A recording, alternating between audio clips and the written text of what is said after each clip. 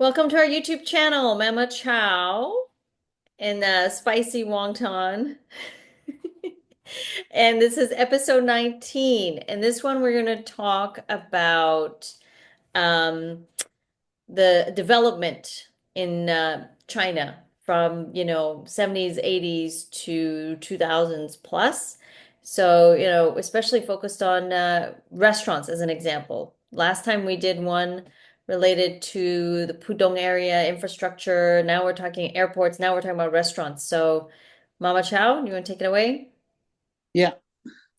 Hello, everyone.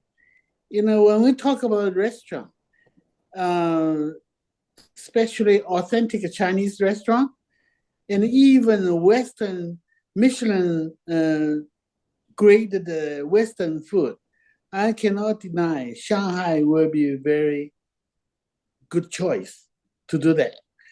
Because in You mean Shanghai, that you can, you mean what you mean is that Shanghai has a lot of those top rated yeah, Michelin now, star restaurants. Yeah. yeah.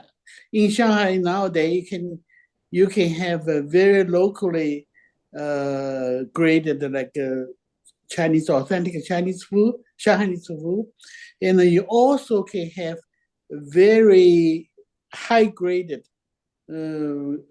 Michelin star one, star two, star three, Highly Western rated. food. Yeah. Yeah, highly rated with different price level, different menu, different choices.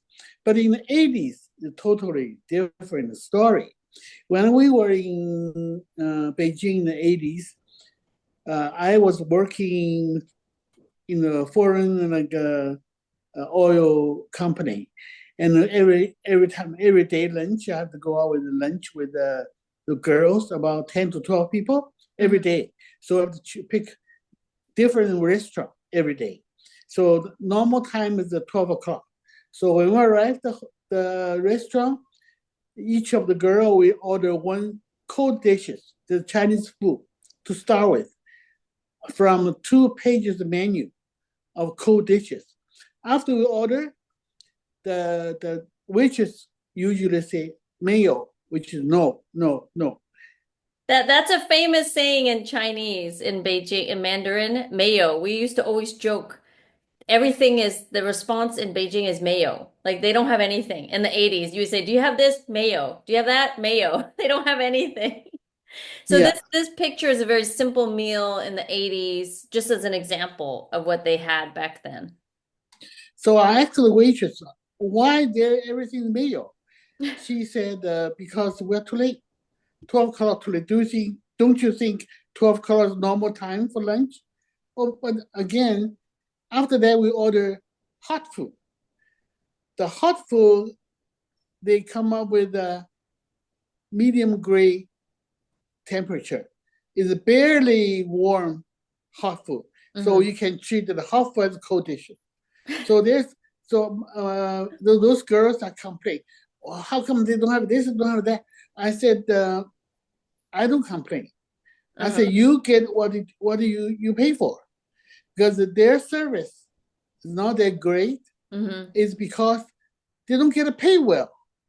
They Yeah, I mean, they get a very there's low no pay. private enterprises. There was no restaurant enterprise capitalism. This is all state owned. No, yeah, So this stay is on. another They get a example. salary. Yeah, this is another example of a typical. This is older, 1970s supposedly. And so, very simple meal, nothing fancy in that restaurant. They don't know what is the PR. They only serve the food. So just put the food on the table, right? So there's nothing you can complain because what you pay, what you get. And I also remember we went to Beijing Fandian, which is restaurant in the most famous hotel in Beijing, Beijing Hotel. Hmm. And when we order food and tea, when they give the water, fill the hot water, the second time refill, you have to pay for the hot water. This beginning. Now, of course, later they don't do that anymore. That's all very normal. But the very funny thing is, during the 80s, from your father, this Hmm. happened to your father. Yeah. He went to Guangzhou for a trade show. Every year they offer a commercial trade show, Mm-hmm. Around the world, they come in to bid their project. Whoever get in the lowest bid, get Mm-hmm. the business. So during lunchtime after the trade show, they went to the quite famous restaurant, local restaurant, Mm-hmm. famous. But so they went there together with his colleague plus people from other competitors' company. They know each other, so Mm-hmm. they all go together. It's a big table, This so is they order the food. 1980s. This is in the 80s again. Yeah, I think 86, Mm-hmm. 1986. So they look at the menu.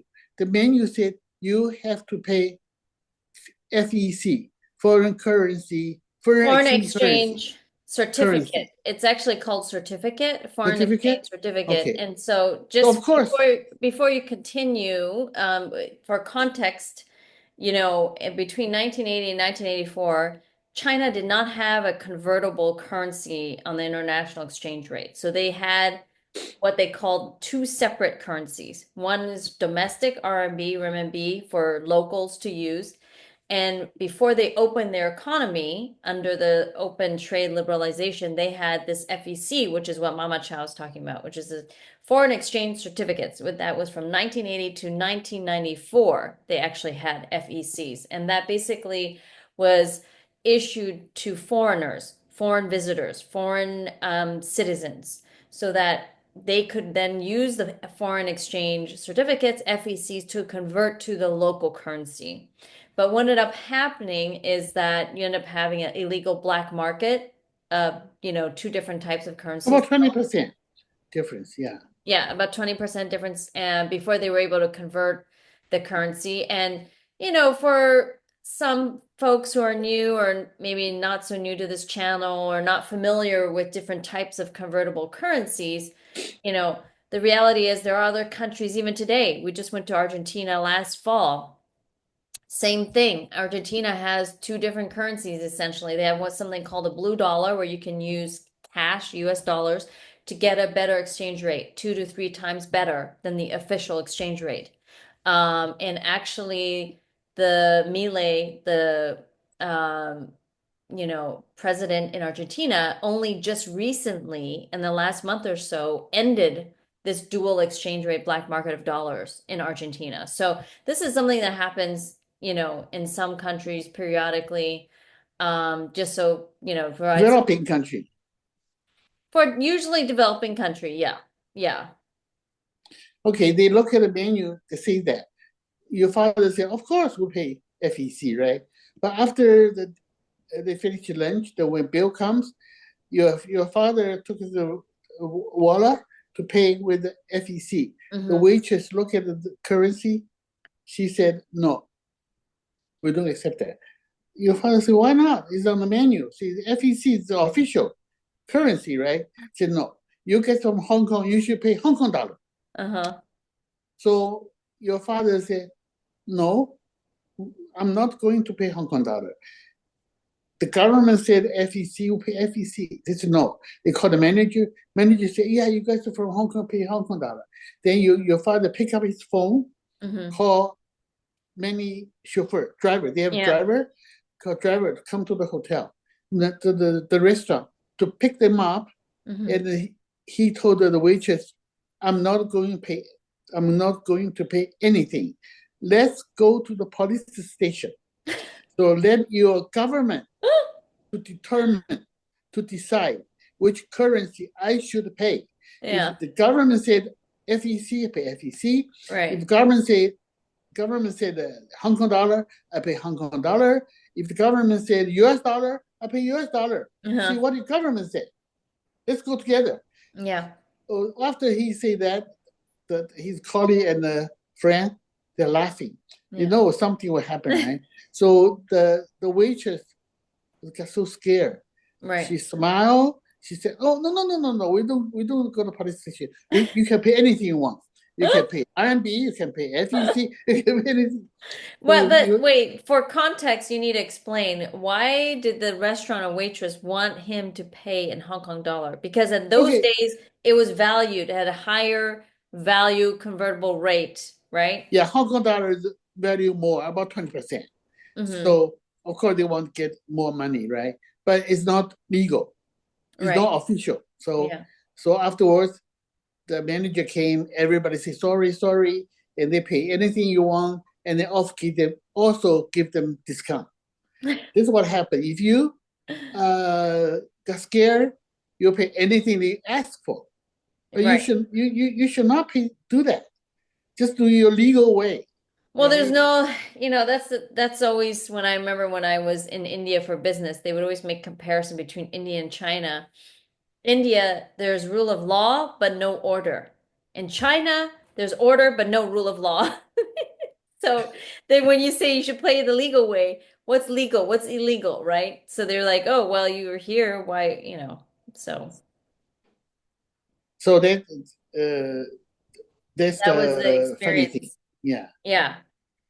Okay. Well, I mean, and just to end on a high note or a different note, just to share a picture of, what a modern, very typical restaurant now. You go to Beijing or Shanghai. This is just some, generic restaurant. It's modernized now. You don't have, those pictures that we were showing earlier where it's like, very limited selection, or like Mama Chow said, they don't even have hot food. It's like warm or cold, and very limited sort of options. Anytime you ask for something on the menu, they'll say mayo. We don't have it. So it's very different than today, obviously. Most recently, at least when we were there, especially in the major cities, they tend to have everything, all kinds of selections. So just to talk about some funny stories with convertible currencies, with different restaurants and development of the economy from the 80s to today. Um, we thought we'd share We, this with our we audience. will also talk about the restaurant story in the future. We don't have much time today, so maybe Yeah. in the future we will. We have so many restaurant stories.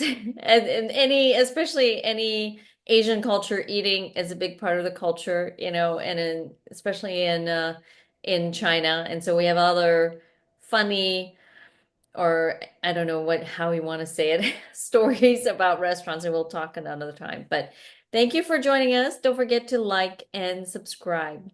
Thank you for watching. Bye bye. Bye.